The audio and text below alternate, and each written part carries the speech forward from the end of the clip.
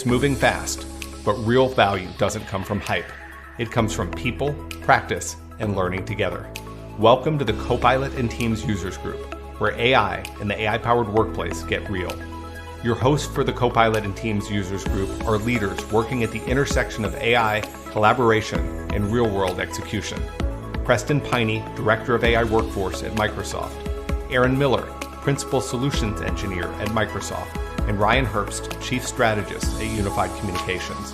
This is a monthly online show and users group session designed for learning, sharing, and accelerating real AI value.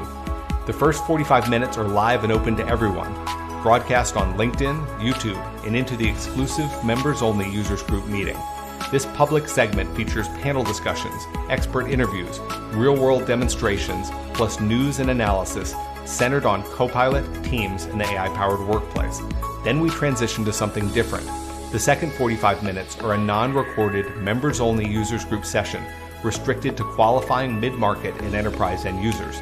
This is a trusted space, a shared journey, where members learn, explore, and openly share what's really working with the goal of accelerating AI value inside their organizations and personally.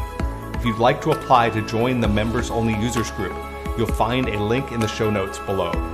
This show is made possible by our standing sponsors, Microsoft, bringing Copilot and the AI-powered workplace vision to life, AI Producer, a Teams native production studio that upscales Teams meetings, town halls, and events, and is being used to produce this show.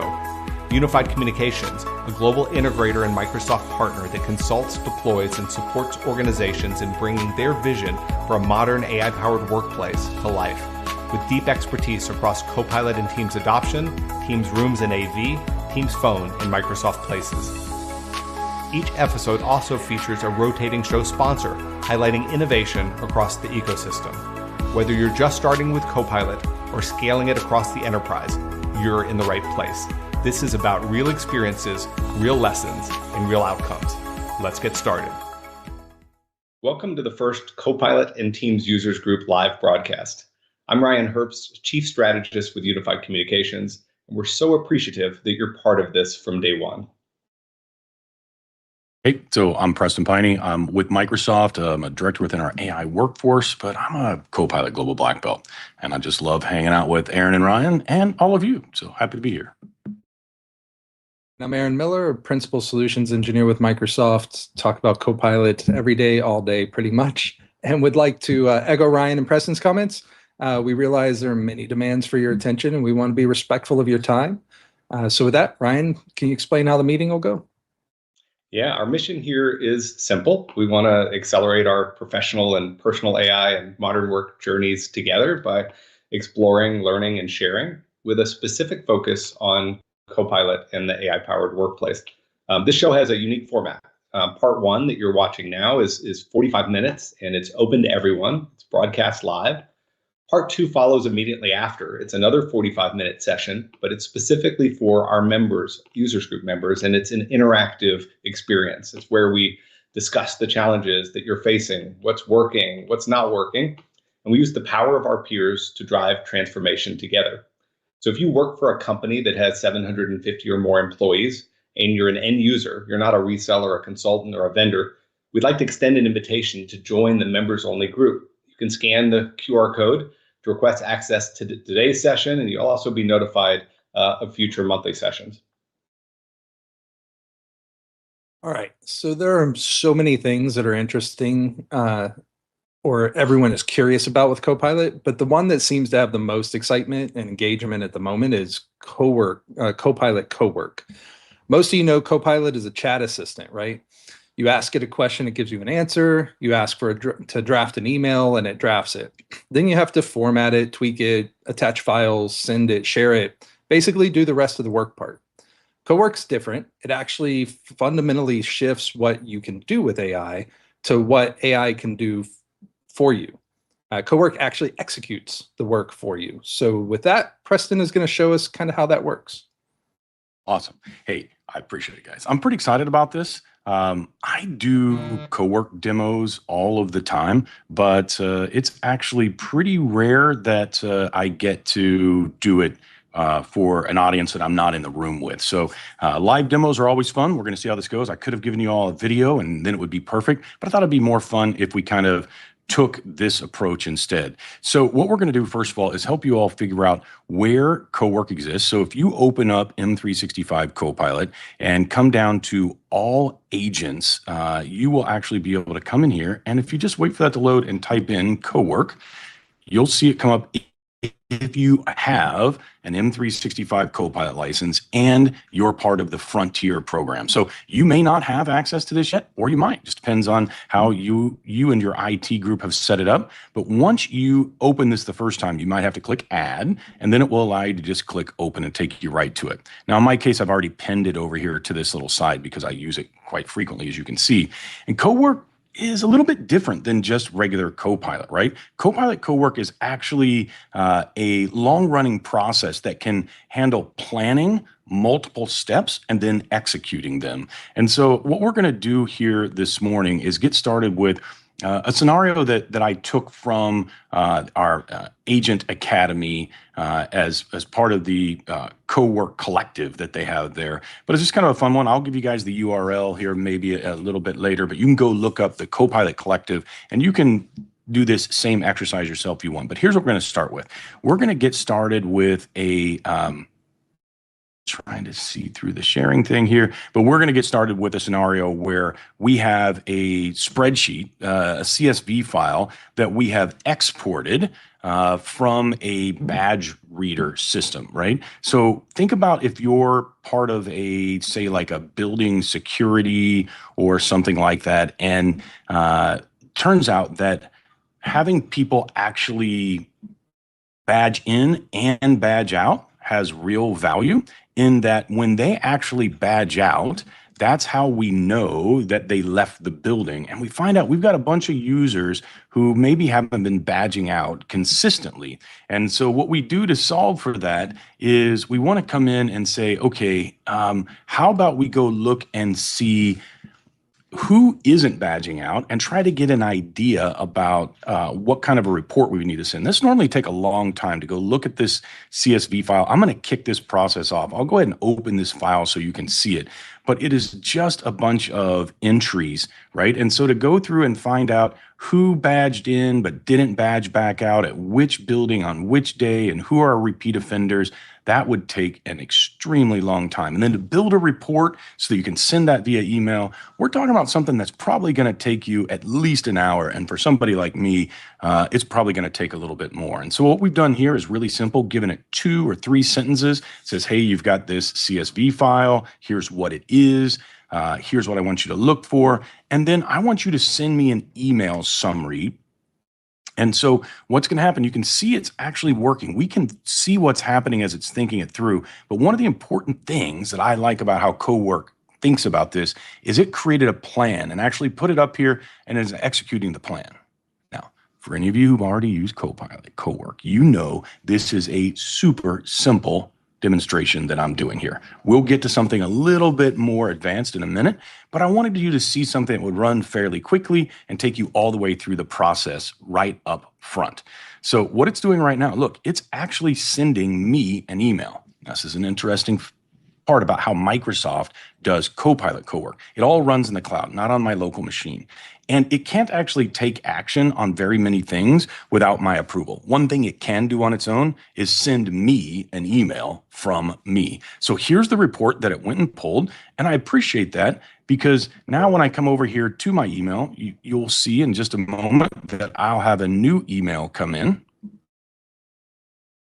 And it will look just like that one that I tested last night. Yes, I do test these things before I do them live in person. And so you'll see this is what it sent to me. And that's pretty amazing. I really like that. And I like how it worked. But one of the challenges there is maybe it doesn't give me everything that I wanted. For instance, maybe I want columns for badge IDs and offices that are actually being affected by that. I don't need to start over and try again when I'm in Cowork.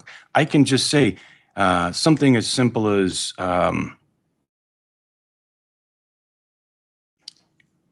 hey, can you try that again and send me an updated email that includes columns for badge ID and offices affected, please?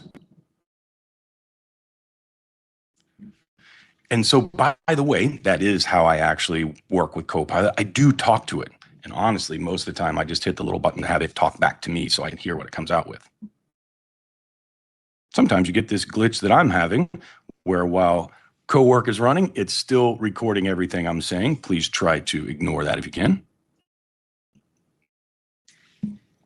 Okay, that's going to keep running. And what I'm going to show you real quick is like any good cooking show where we can actually just change and I can show you the outcome of this. So I'm just going to flip over here to another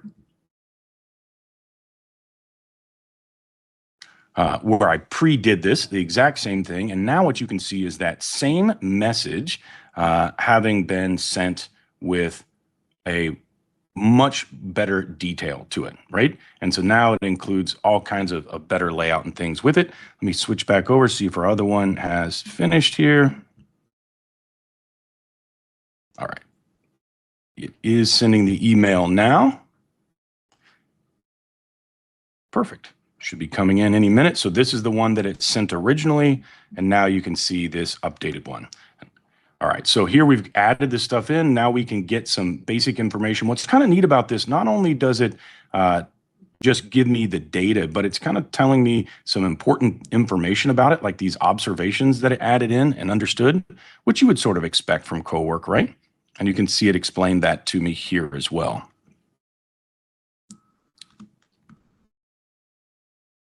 I can stop that. All right, excellent. So I want to move on to another little bit of a demo. Like one of the things, not even a demo, but one thing that we can do here is, I don't know, Aaron and Ryan, you guys have probably been using already these ideas of custom skills. And one of the things that I think is most powerful about having something like Copilot Cowork is that you can use custom skills, and there are skills that are already written for you that you can download, like from skills.sh or other places. In fact, I have one that's based on a front-end design skill that's actually built by I think by Anthropic, but it's sort of modified a little bit. But what I'm going to do with it to add this skill in is really, really simple. I'm just going to go, and I've already taken that downloaded skill.md file. And so what I'm going to do is attach it here.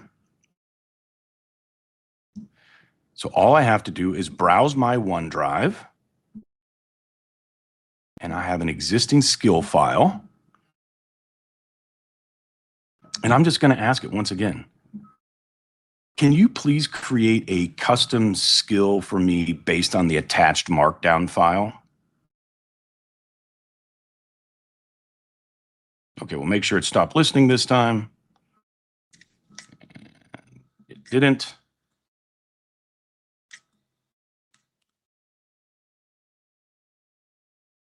It's a nice little glitch, but we'll let that run. And so what happens with that is you'll see this skill, this markdown file, just while that thing runs real quick, this is nothing more than a text file that in plain English tells it how to do things. It tells it a little bit about layout and CSS and some of that stuff, but you can see this is all human readable. Now, that's the one that I showed you a minute ago, and so please forgive me, I'll show you again, but this is what it ends up doing, just for the sake of speed here, is it does end up showing you an email that looks like this, where now when I send emails from Copilot Cowork, they're always going to be formatted nice like this when I ask for it. So as opposed to just looking like text in a table, as you saw before, now we can send them so that they look much, much nicer and total amount. I love that. That's something, what's really cool about how that works is when I'm in Cowork, what ends up happening is I now have these skills that I can see at any time. If I click on add work content, oh, I wasn't patient enough, under skills, I can actually scroll down to the bottom and see my front design skill that is added there now. And all these other skills are just built in by default. Its ability to read and create and edit all these different Office documents and other things that are there. I can just add any one of those, like calendar management here, and be able to take advantage of it. I think that's pretty amazing. We're going to switch back over and go to the next sort of one here. And what we're going to work on for this next one is a little bit different, But we're just going to move to the next skill in all of this, where or the next piece in this, where we're going to say, all right, what if you're a compliance analyst at like a financial services company, and someone has asked you to prepare for an audit, and you have all kinds of files that you actually have to consider in this, and it's coming up very soon, and you've got to put together a full report. You got to get this all done by the end of the week. So we're talking about having like an executive summary and a gap analysis, an auditor cover letter, leadership briefing emails, all of those things put together. That's probably a week's worth of work, to be honest with you. But with Copilot Cowork, watch this. If I come in here and grab those files, they're already in my OneDrive, like most files would be, right? So all I have to do is navigate my OneDrive to find where those files are at. In my case, I have them right here in a nice simple folder, but I have an access control policy, a data retention policy, audit checklist, and risk register, which I'll show you so you can see those are real files in just a moment.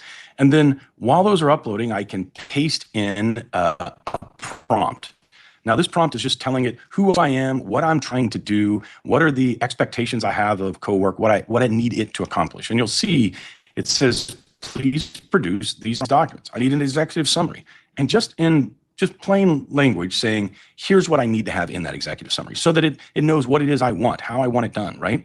Same thing with the gap analysis. I want to tell it more than just give me a gap analysis. I tell it, map these open or partial findings to the risk register so that it understands what it is I want to have done. See, I'm still the expert and I still have agency. When I work in the agent, I'm in control. And so I can sort of tell it exactly what I want, including how I want the leadership briefing email to be done. So when I hit go, it immediately starts assembling all of those pieces. Look, it's bringing them one by one and reviewing each of those files, understand what it is. It says, okay, I kind of get that. And so now it's going to prepare an audit package. It's going to come up with a plan. And pretty soon you're going to see that it's just going to start building a plan up here and progressing forward. While it gets started with that, I'm going to show you very quickly that these are just documents no different than what you would normally be using. So you can see this is just a financial services data retention and disposition policy, right? This is a basic access control policy. These look like every other written policy that you've already used. And these are basic CSV files, as you can imagine. Exports from other systems, right? We can also extend Copilot into those other systems, but for today, I have them attached there. Now you can see it built a plan, and it's going to start executing that plan. Now, what's really cool about it, we're not going to sit and watch all of this, but it will execute many of these things in parallel. Wherever possible, it will effectively spin up sub-agents and do those things in parallel. You don't care about the technology. What you care about is that this thing is going to do all of the work for you, and it's going to look like this when it's done. Look, it came back and says, hey, I built all of that for you. And so what we end up with is something that looks like this, where we can actually see that it wrote a wonderful cover letter, just like we asked it to for the auditor, right? We've got a full gap analysis that it has built out in Excel, which we'll see here in a moment. Hopefully I see this lock file here, so I probably have it open in another tab. There we go. So you can see that it actually worked through each one of these exactly as I asked it to and built it out and actually gave me a summary of how many critical, high, medium, and low items that I have so that when I look at the executive summary document, this is all going to make perfect sense, right?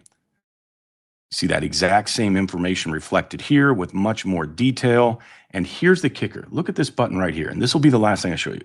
When I click that, what I can see is that all of those files not only started in my OneDrive with the files I gave it where I worked from, all of the workflow that happened occurred in the cloud. So if I had closed my laptop and walked away, it would have kept happening. And all of the output is right here in my OneDrive, ready for me to share and collaborate with anyone in my organization. Awesome. Hopefully you guys enjoyed that. Aaron, Ryan, I don't know what you guys think, but hopefully we gave people some examples of how they can build some, really nice workflows right through Copilot Cowork without a ton of expertise. Yeah, one of my favorite parts of that is, as you were showing, like you'd kick off a process and then jump over to one that you had already finished. The process you kicked off, the Cowork workflow, was still running. So it wasn't like taking over your whole computer, navigating around, building PowerPoints and things like that, or Word docs. It was just working, processing in the background, and that's something hugely powerful. That's right. This is really important, right? Because again, we are talking to people who work in enterprise organizations, and they don't have a second desktop or a third desktop setting there that IT allows them to just run agents rampantly on. And so this all happens in Microsoft 365. So all of the same privacy and compliance policies and stuff that IT set up, this agent adheres to those. That's a massive difference between some of the other types of agent harnesses that are out there today. That was super awesome, Preston. And yeah, one of the things, and I think you gave it a very well-defined prompt. One of the things that I really enjoy about Cowork is it almost has some kind of built-in anti-slop controls, right? Like if you had not given it enough, it would have come back and asked for some real clarifying questions. Like it's not just doing the stuff that kind of early chat was doing. And so, yeah, in only a few weeks using Cowork for me, it has truly become like it's a major force multiplier. And what excites me most, it's great for me personally, what really excites me is what this means for our customers. It has truly kind of changed my view of how quickly we can help organizations accelerate their time to value when they deploy the M365 Copilot license. And yeah, so incredible. And up next, I'm going to shift gears a little bit. I want to talk about a topic that we know is going to be quite controversial, the emerging role of ambient AI in the workplace. Preston and I actually co-authored a white paper called the Ambient Intelligence Imperative, and it's available to download by clicking this QR code, or you can see it in the show notes below. But here's the reality. If ambient technology is already in your workplace, very soon, maybe today, you just won't know when your users are recording everything for their own benefit. They could be smart glasses or wearable recorders, all kinds of devices. Again, this is happening today. It's going to be much, much more pervasive soon. And we know that one of the biggest challenges in creating effective AI is capturing organizational and tribal knowledge, the knowledge that walks out of the door every time someone retires or changes roles. We see ambient as a natural way to accelerate that capture. And so you can kind of imagine being able to fuel your AI systems with years worth of your organization's actual conversations and decisions and context. Certainly many of us benefit today from AI-based tools, both at our desks and in Teams rooms. You know, they facilitate meetings and capture transcripts and generate recaps and assign action items, which is only the beginning, but that benefit is mostly for the people who are part of that meeting.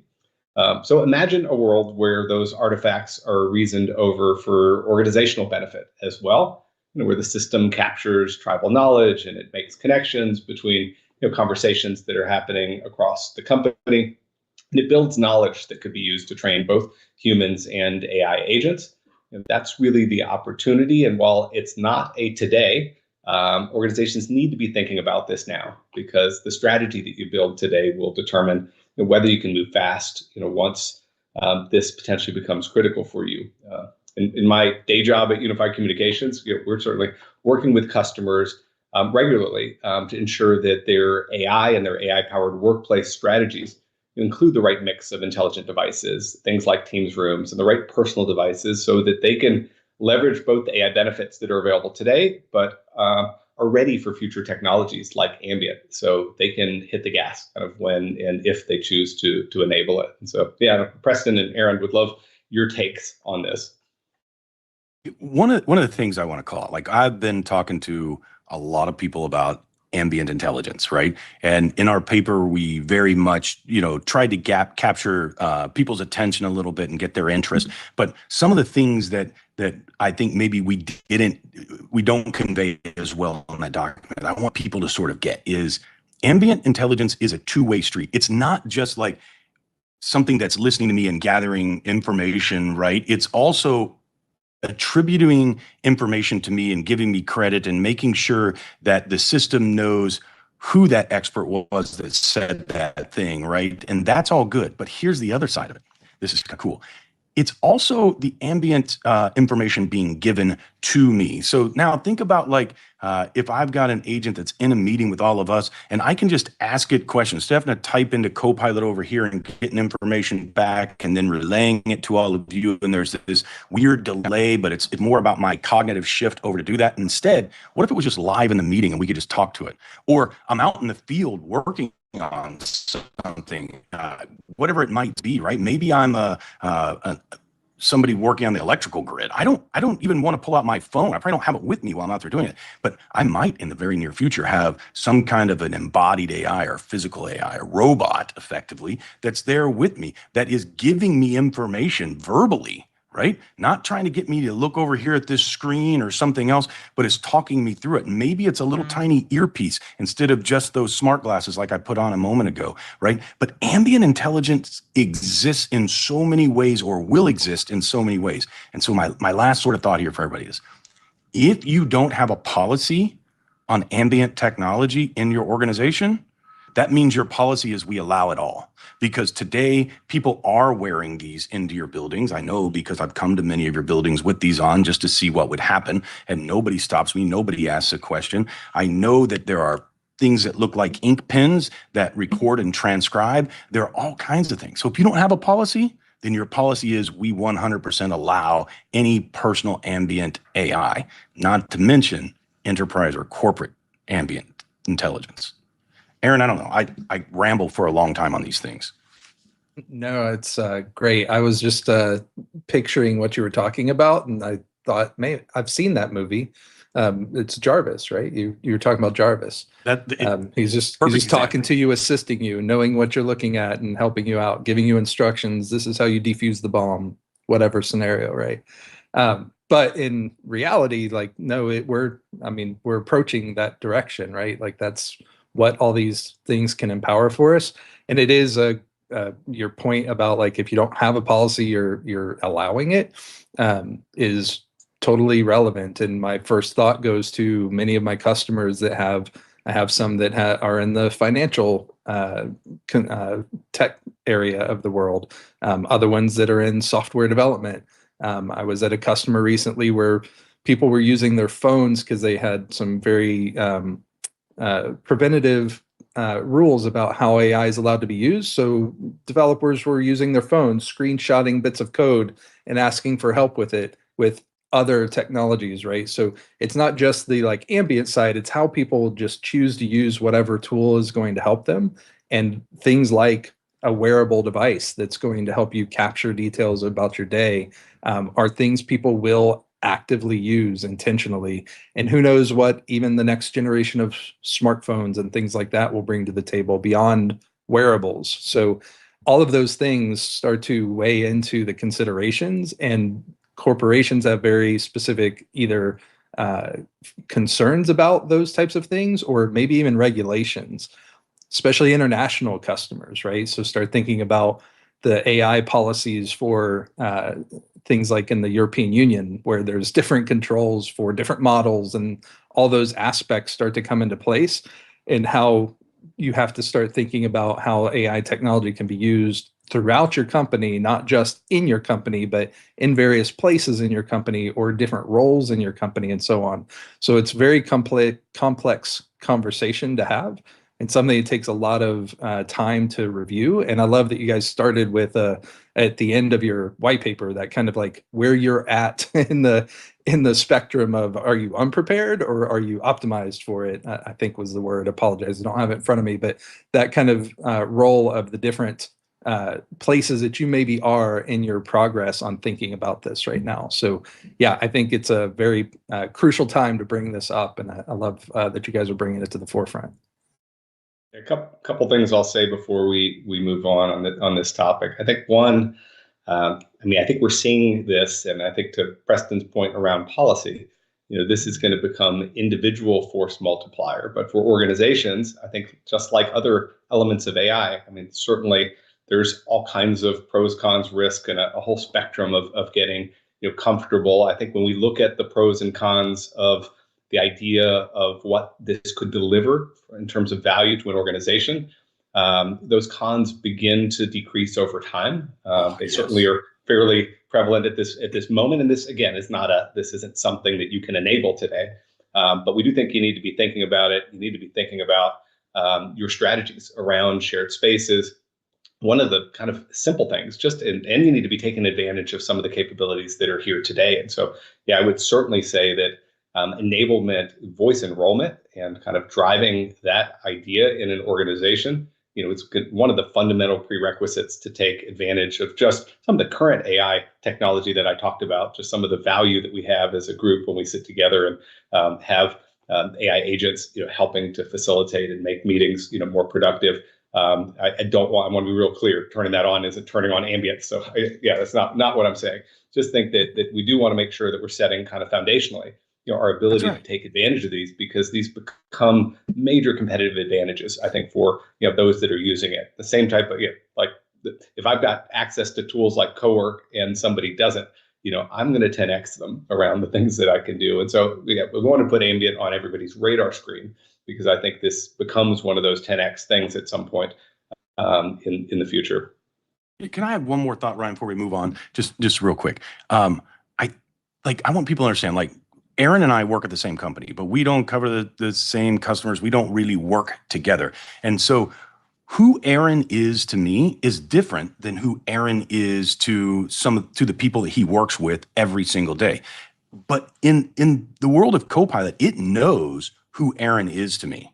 It doesn't just know who Aaron is. It understands Aaron as he relates to me. And so having those types of enrollments and things in so that we give proper attribution to stuff and how it works is actually right now fundamentally changing the way that Copilot works for you. Not having these things turned on is quite literally impairing the value that you're getting back out of Copilot. So these foundational pieces are already driving very, very real value, right?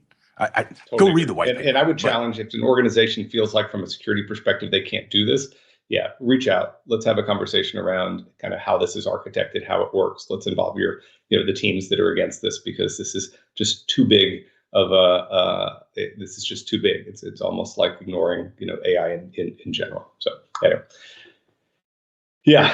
Aaron, well, pass the baton over. So that was a whole lot. We covered a bunch of stuff, from how Copilot's going to start helping you do things with Cowork to what you need to start thinking about next with Ambient AI in your environments. So here's what we want to leave you with.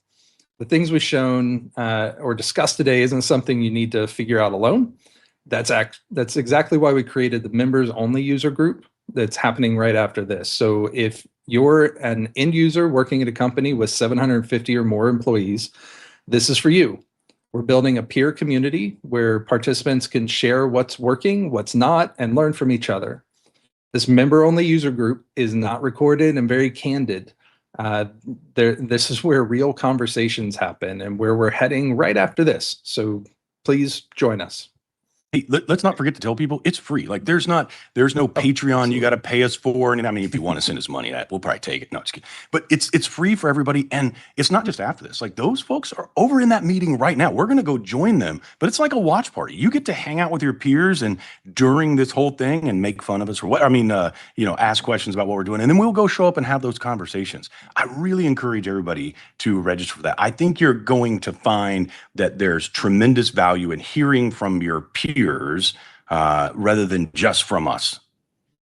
Totally agree. Yeah, scan the QR code, click the link in the show notes below to request access, and we'll approve qualified members. We got a team that can get you qualified quickly and even into the meeting that's about to start. And certainly you'll get access to our interactive sessions going forward. And for everyone else, follow the teams, the Copilot and Teams Users Group.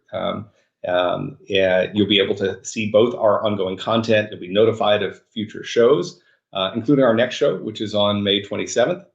And if today's content and the show resonated with you, please share this with your team.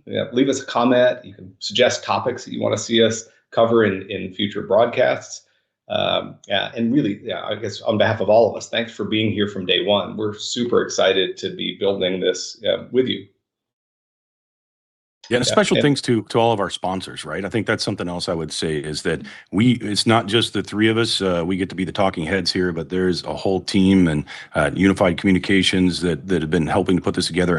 AI Producer has been highly engaged with us to make sure that this works out, and you can see this amazing, Teams broadcast that we're able to do.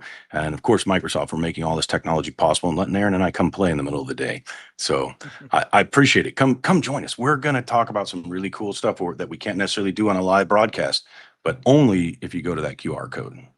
And with that, we're going to wrap the live broadcast. We're going to transition directly into our members only interactive session. And again, if you joined us for this public broadcast, thank you. And users group members, we will see you in just a moment. That's all right.